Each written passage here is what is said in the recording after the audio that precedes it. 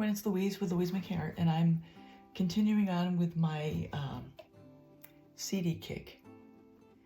I've got a bunch of CDs that my husband was throwing away, and I know I've seen people making clocks out of them, so I'm thinking that sounds like functional art to me, so I'm going to start making clocks. These are the first 3 that I've done that I have not resined yet. I'm still waiting for them to fully cure. So that was number 1. This was number 2. This was a swipe. The first was a blowout, a bloom, and this also was a swipe. And this came out really nice too. Got some colors here. A little story about some colors. I actually had to go online to listen to how the pronunciation is, and I'll get to those colors in a second. I've got my 24 karat extreme sheen, my nickel azo from Glidden, and then I've got this one here. This one I had to look up online. Now this is a golden color, which I have also had in my arsenal. I just haven't pulled it out yet. Now this one is pronounced benzimidazolone. Benzimidazolone yellow. Like I say, who comes up with these names? I don't know. And then after that, I've got some, this is my Chantilly lace by Prism Pour with, I need to thin this down, this is way too thick. Chantilly lace by Prism Pour with my golden iridescent. Now you can see how thick this is way too thick. I'm gonna add some water and some Minwax to thin that down.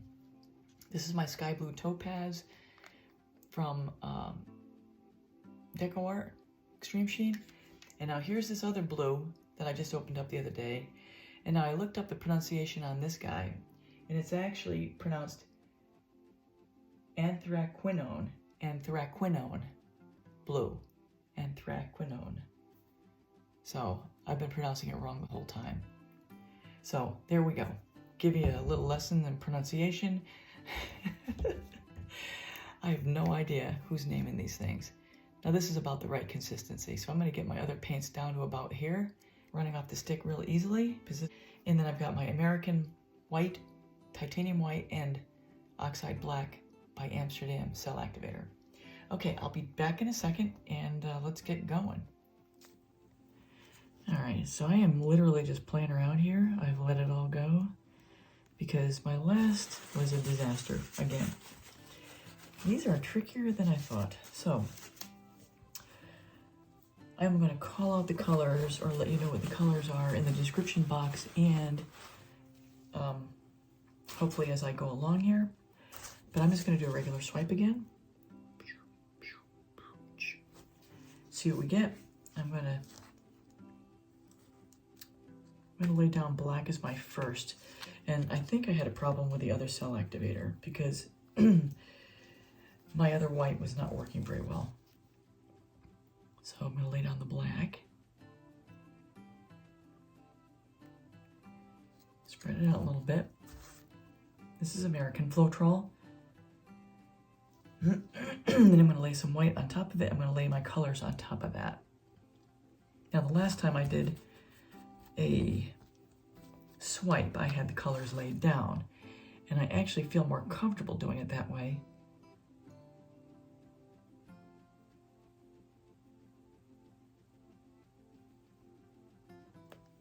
And there's no halo in there at all. That's what I'm starting with. So I'm going to lay the colors on top of this. Now I've just, on a spur, added this, I don't even know what color this is.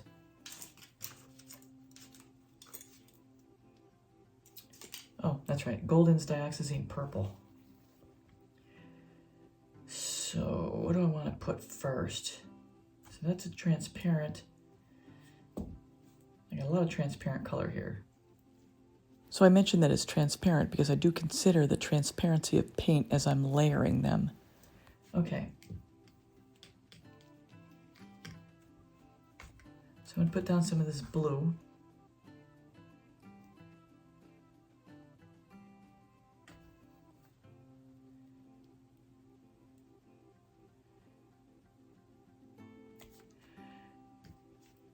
The sky blue topaz.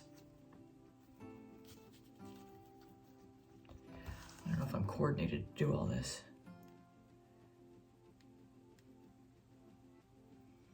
I used to be athletic, but you'd never know by the way I'm behaving here.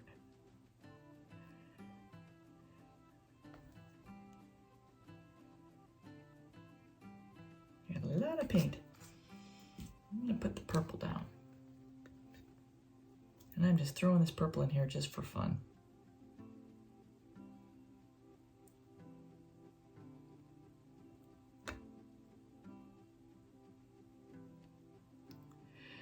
Yeah, and I'm not comfortable doing this kind of swipe, so that's why I'm practicing. Oops. I'll note here that all the paints I've laid so far are transparent except for the sky blue. That I'm not sure what it is, but it's certainly not transparent.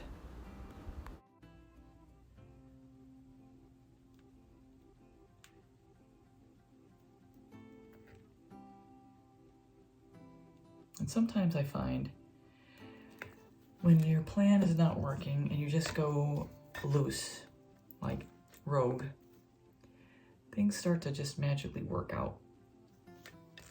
Because at this point, there is no expectation. You're just kind of just playing. And that's actually where half the fun is anyway, just playing around. Okay, let's, I got a full knife here, as you can see. Yeah, and then some.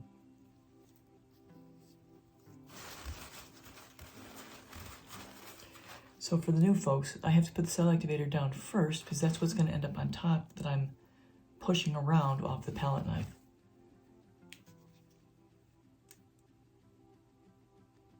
So as you see, the first color that you see is the black, which is the cell activator. And that was the first color I put down on the palette knife. And having it down first on the palette knife, that's what gets swiped over all the other colors as it spreads out. Well,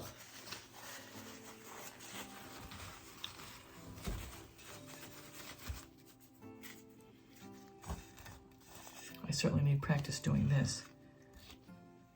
I will point out here that laying all the colors on the palette knife is a very different proposition than if you just lay your colors down first and then swipe over with the cell activator. Try it and see, because you'll see there's a big difference. Let's give it a little stretch. And my heater's coming on, so it's going to get loud in here.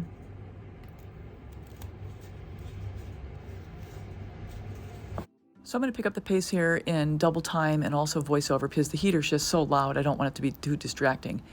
So my first swipe I do here, I just am not happy with it. And I end up trying to fix it most of the way through here. But as I'm trying to make moves here and trying to stretch things out, I always am trying to imagine how the colors are going to spread out with each other once it gets spun out. So it's always you don't know how everything's going to look until it's fully spun and stretched. And you have to trust that when you spin it, the colors are going to play through each other, especially when they're transparent on transparent, as you start to spin and stretch it out. So in this one here, I don't play a lot because I really want to have some negative space in the end. So I go ahead and just start spinning here.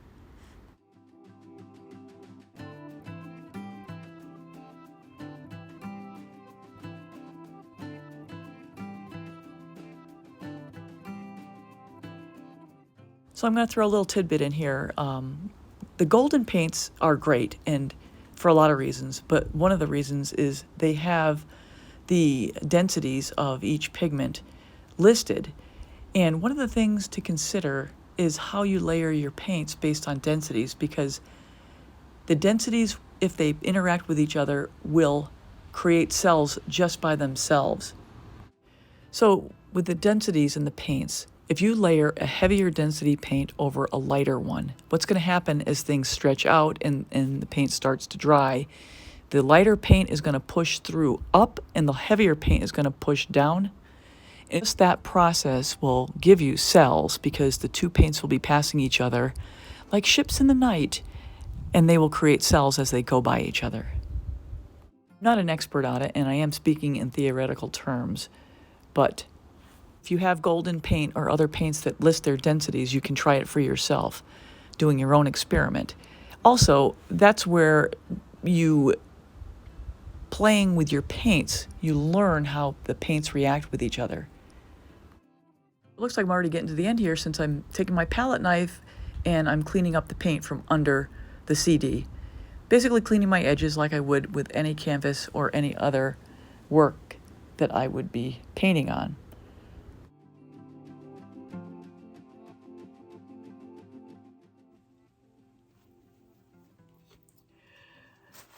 All I can say is that I'm learning.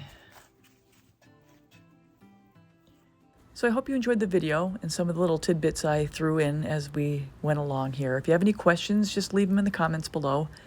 And until next time, take care. And if you haven't subscribed yet, hit the bell and all, and you'll get all my latest art tutorials. Thanks a lot. Take care, everyone.